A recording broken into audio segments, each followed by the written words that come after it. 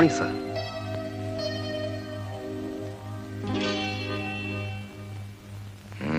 నువ్వేనా జాతిపితవి?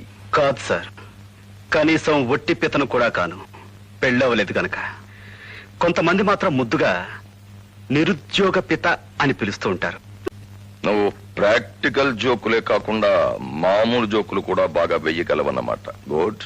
చూడబాయ్, జోకులు వేసేవాళ్ళంటే నాకు చాలా ఇష్టం, కానీ నా మీద జోకు వేసేవాళ్ళంటే నేను వాళ్ళంతేదో చూడకుండా నాకు నిద్ర కూడా పట్టదు. ఇంటర్వ్యూ ప్రారంభిస్తాను. మొదటి ప్రశ్న, నీ ఇల్లు ఎక్కడ? నా ఇల్లు అంటూ ఏమీ లేదు సార్. నేను ఉండే ఇల్లు మాత్రం ఊరి చివర చిన్న పాక. సెకండ్ క్వశ్చన్, నీ ఇల్లు అదే నువ్వు ఉండే పూరి పాక ఇక్కడి నుంచి ఎంత దూరం? 15 కిలోమీటర్లు. ఇక్కడికి నువ్వు ఎలా వచ్చావు? నడిచి. లాస్ట్ అండ్ ఫైనల్ క్వశ్చన్, తిరిగి ఎలా వెళ్తావు? నడిచే వెళ్ళాలి. That's all. నీ ఇంటర్వ్యూ అయిపోయింది, నువ్వు వెళ్ళొచ్చు. ఇంత దూరం నువ్వు నడిచి రావడం, ఇంటర్వ్యూ కోసం రాత్రింబగళ్ళు పుస్తకాలు చదివి ప్రిపేర్ కావడం, ఇదంతా waste. You are not selected. దీన్నే టిట్ ఫర్ టాట్ అంటారు. తెలుగు నుడికారంలో చెప్పాలి అంటే దెబ్బకు దెబ్బ. ఎలా ఉంది?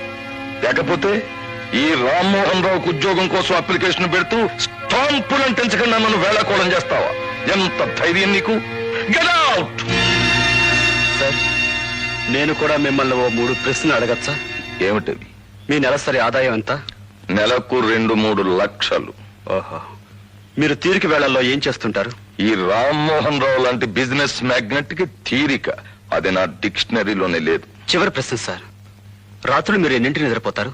రాత్రి 10 గంటలకి. అంటే రోజుకు దాదాపు 10 గంటల చొప్పున నెలకు 300 గంటలు పనిచేస్తే మీ ఆదాయం 3 లక్షలు.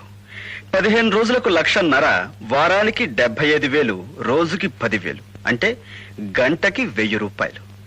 ఇప్పుడు మీరు నాతో మాట్లాడి వేస్ట్ చేసిన ఈ పావుగంట ఖరీదు 250 రూపాయలు. నెలకి నా ఉద్యోగానికి మీరు నాకు ఇస్తానన్న జీతం. అంటే ఇప్పుడు నేను మీకు 250 రూపాయల ఆదాయాన్ని రాకుండా చేశానన్నమాట. ఎలా ఉంది సార్ ఈ టిట్ ఫర్ టాట్? వస్తా. ఆగు. Come here. ఇంత తెలివైన వాడివి ఈ ఉద్యోగానికి ఎందుకు వచ్చావు? నాకంటే తెలివైన వాళ్ళు, చురుకైన వాళ్ళు ఇంకా తక్కువ జీతానికి పనిచేస్తున్నారు సార్ ఈ దేశంలో. అలా ఎందుకు జరుగుతోంది? అవసరం. తనను తాను బతికించుకోవాల్సిన అవసరం. నిజంగా వాళ్ళు తెలివైన వాళ్ళు అయితే ఆ తెలివితేటలను ఉపయోగించుకుని డబ్బు సంపాదించుకోవచ్చుగా. చూడండి రామ్మోహన్ రావు గారు, ఈ లోకంలో ప్రతివాడి లక్ష్యం కేవలం డబ్బు సంపాదించడం కాదు. ఒక్కొక్క మనిషికి ఒక్కో లక్ష్యం ఉంటుంది. ఉదాహరణకి ఒక సైంటిస్టు లక్ష్యం ఏదో కొత్త విషయం కనిపెట్టాలని, ఒక డాక్టర్ తన వృత్తిలో ఏదో గొప్పదనం సాధించాలి, ఒక రచయిత ఓ మంచి రచన చేసి ప్రయోజకత్వం సంపాదించాలని. ఇలా ఒక్కొక్క లక్ష్యం సాధించుకోవడం కోసం మనుషులు తపన పడుతూ ఉంటారు. ఈ ప్రయత్నంలో కొంతమందికి డబ్బు కూడా ఆటోమేటిక్ గా వస్తుంది. అంతేగాని వీళ్ళకి కేవలం డబ్బు సంపాదించడమే ముఖ్యం కాదు. ఆ మాటకు వస్తే డబ్బు సంపాదించడం పెద్ద గొప్ప విషయం కాదు, అదేమంత కష్టమూ కాదు. ఓహో, అలాగా.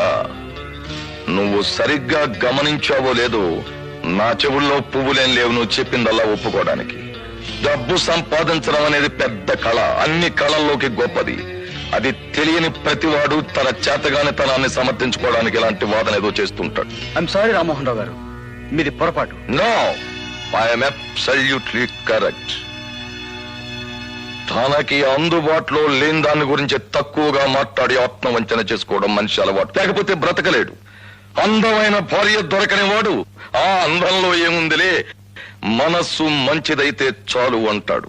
పాకల్లో ఉండేవాడు మేడల్లో ఏముందిలే, హాయిగా బ్రతికేస్తే చాలు అనుకుంటాడు. తీపి దొరకనివాడు చేదుని, వెలుగు దొరకనివాడు చీకటిని మెచ్చుకుంటాడు. అలాగే నీలాంటి దరిద్రులు డబ్బును చోకన చేసి మాట్లాడతారు. రామ్మోహన్ రావు గారు, ఏం దరిద్రుడు అన్నానని కోపం వచ్చిందా? అదేం తిట్టు కాదబ్బాయ్, డబ్బు లేని వాడిని పిలిచే ఒక మామూలు పిలుపు. రామ్మోహన్ రావు గారు, డబ్బు లేక దరిద్రులైన వాళ్ళని చూసి జాలి పడచ్చు కానీ ఒక సంస్కారం లేని దరిద్రుని క్షమించలేము. చూడండి, డబ్బు సంపాదించడమే నా ధ్యేయం అయితే 5 సంవత్సరాల్లో 50 లక్షలు సంపాదిస్తాను. పిచ్చివాగుడు కట్టిపెట్టు. 5 సంవత్సరాల్లో 50 లక్షలు. హత్యలు చేస్తావా, దోపిడీ చేస్తావా, బ్యాంకులను లూటీ చేస్తావా? అవి చేతగాని వాళ్ళు చేసే పనులు. చట్టబద్ధంగా 50 లక్షలు సంపాదిస్తాను. ఒక తెలివైన వాడు తలుచుకుంటే డబ్బు ఎంత సులువుగా సంపాదించవచ్చో నిరూపించి మీలాంటి డబ్బున్న వాళ్ళకు గుణపాఠం చెప్తాను. నువ్వంత గొప్పవాడి అయితే నువ్వు చెప్పింది చేసి చూపెట్టగలిగితే నా కూతుర్ని నీకు ఇచ్చి పెళ్లి చేస్తాను.